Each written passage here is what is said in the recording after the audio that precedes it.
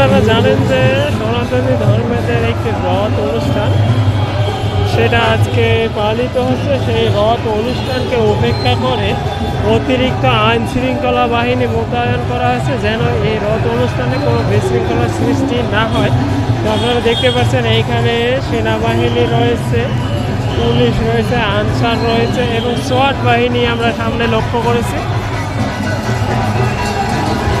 যে সোয়াট বাহিনীটা আছে, যে সোয়াট সদস্যরা, তো তেনারা এই রথ অনুষ্ঠানটিতে অনুষ্ঠিত হয়েছেন, যেন এই অনুষ্ঠানে কোনো বিশৃঙ্খলার সৃষ্টি না হয়, তার জন্য তেনারা অতিরিক্ত আইন মোতায়েন করেছেন এবং এখান থেকে তাদের এই রথযাত্রাটা যেন সম্পূর্ণ নিরাপদে পালন হয়, তার তাগিদে কিন্তু এই অনুষ্ঠানটি পরিচালিত হচ্ছে। তো এই রথ যাত্রাটি শুরু হয়েছে যাত্রাবাড়ি স্বামীবাগ থেকে।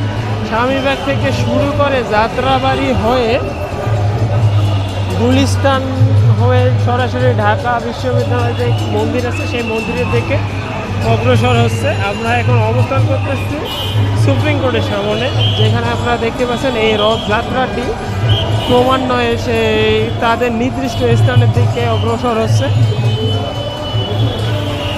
আপনারা জানেন যে সনাতন ধর্মের যে গুরুজনেরা আছে, তেনারা এই রথযাত্রার সামনে অবস্থান করতেছে। তো তেনারা এই সামন থেকে দিক নির্দেশনা দিচ্ছে এবং তাদের এই রথযাত্রাটা কোথায় গিয়ে শেষ হবে এবং কীভাবে শেষ হবে।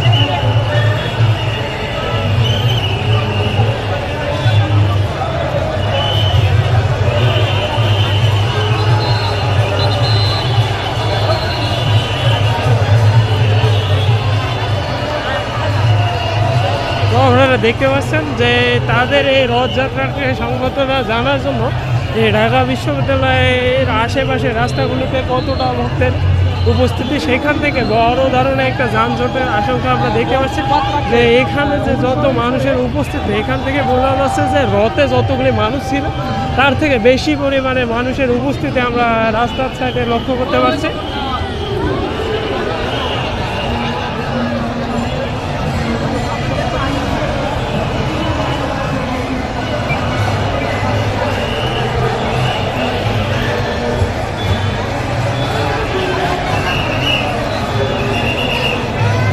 দর্শক, আপনারা দেখতে পাচ্ছেন যে ঢাকা বিশ্ববিদ্যালয়ে যে রাস্তা আছে, সেই রাস্তার দুই সাইডে তাদের ভক্তদের উপস্থিতি যেন একটা দ্বিতীয় রথ র্যালি হিসাবে পরিচিতি পেয়েছে ঢাকা বিশ্ববিদ্যালয়ে সেই রাস্তার দুই ধার।